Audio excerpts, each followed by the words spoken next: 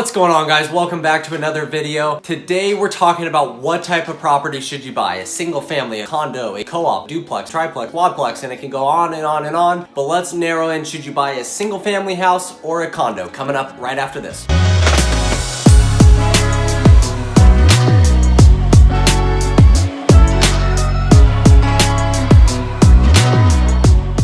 And welcome back to another video, guys. I know there's a lot of confusion about, what are the pros and the cons of buying a single family house rather than a condo for investment, for a primary residence. The questions can go on and on and on, but today let's just narrow it down. If you're a first-time home buyer, should you buy a single family house or a condo? And hopefully I'll provide some value to you guys so you can make a better decision when it comes for you to buy that first property. So to start off, what's the difference between a single family house and a condo?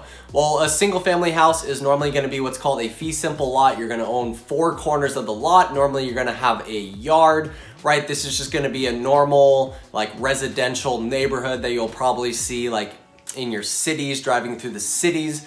Now, a condo is normally going to be a 0 lot line apartment complex or something that looks like an apartment complex, right? So essentially you're just going to own what's ever inside of your condo, and then there's going to be common areas, right, that every single homeowner shares, right? So like a gym, like a park for your dogs, maybe has a upper level, like a rooftop deck with a barbecue, right? So those are kind of the main differences in the most simple form of what's a single family house and what's a condo. If you're thinking to yourself, what should I buy, a single family house or a condo? Just tell me, Alex. Well, it's gonna come down to, obviously, what is your budget, right? It always comes down to money.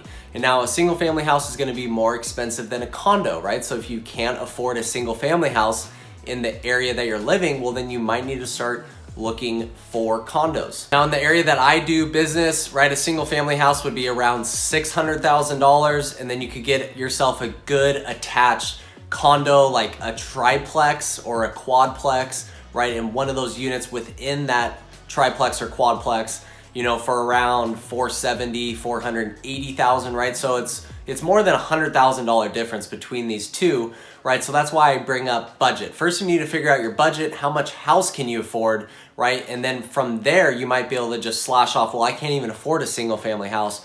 We have to look at condos. Maybe you do have the budget. So then what would you do? A condo or single family? And that's what I'm gonna cover right now. So first, let's talk about a condo, right? Normally condos, like I said, are 0 lot line, right? So you're gonna own what's ever inside of your house is how you can think of it. Now with a condo is you're normally gonna have HOA dues, right? You're gonna have a homeowners association, and you have to look at, for each condo, it's gonna change for what's included with that homeowners association, right? Sometimes it's garbage, sometimes it's water and sewer, sometimes it's people come by and cut the grass, they clean the roofs, right? So you need to look at what's included and how much can it be, because in some HOAs it could be $200 a month, or it could be upwards close to $600, $700, $800 a month, and that's on top of your monthly mortgage payment. Also with a condo, you need to look at what's called the CC&Rs, the covenants, codes, and restrictions, right? So if you want to do a renovation, you have to look at what the CC&Rs are. Maybe it won't allow you to do the renovation that you want to do. Maybe you want to paint the house a certain color. Well, the CC&Rs are going to tell you that you can't paint it a certain color, and you have to abide by their rules, right? So everything looks streamlined and the same, right? It's kind of like if you go down to a super historic district, like in a city, right? You'll notice that all the buildings, right, when they renovate them, they're gonna look historic, and they're not gonna be like a modern design, right? That's because they're trying to keep the code, and they're trying to keep all the buildings streamlined. And this is how you can think of it with a condo, right? So maybe you can't renovate it to your style. So that's definitely something to think about, and you need to look at the CC&Rs before you proceed with buying a condo. Now on the other end of this, a single family house, right? You're gonna have a lot more leniency to do renovations, to change the house how you want it. Keep in mind, some single family properties will have CC&Rs still if you live within that area of a CC&R, right? So you need to check with the CC&Rs to what you're allowed to do, right? Maybe the exterior of the house has to look the same. Maybe you have to put a composition roof on. Maybe you can't put a tile roof.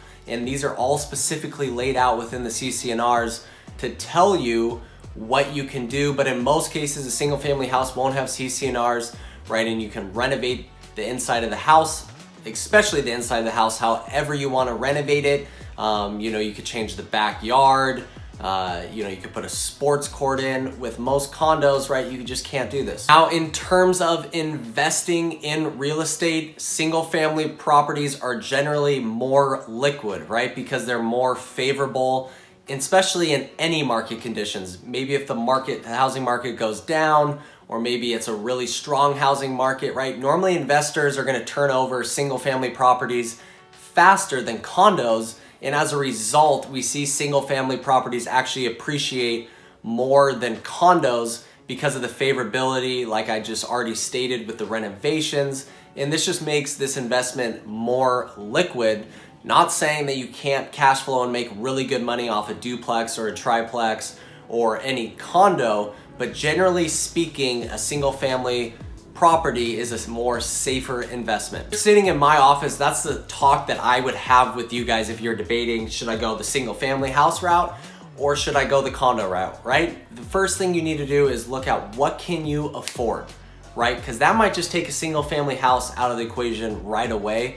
And maybe you can still afford a single family house, but maybe it's only 1,000 square feet and maybe you have to renovate the whole thing and it's disgusting. And maybe you don't even want to go through the hassle of that. So in that case, I would just recommend, why don't you just buy a condo, live in there for 2, 3, 4 years, whatever the case might be, sell it, upgrade into a single family house. There you guys have it. Hopefully you got some value out of the video. Hopefully that helped you decide if the condo single family route might be better for you. Stay tuned for future videos coming as always, and we'll see you guys on the next one. Peace.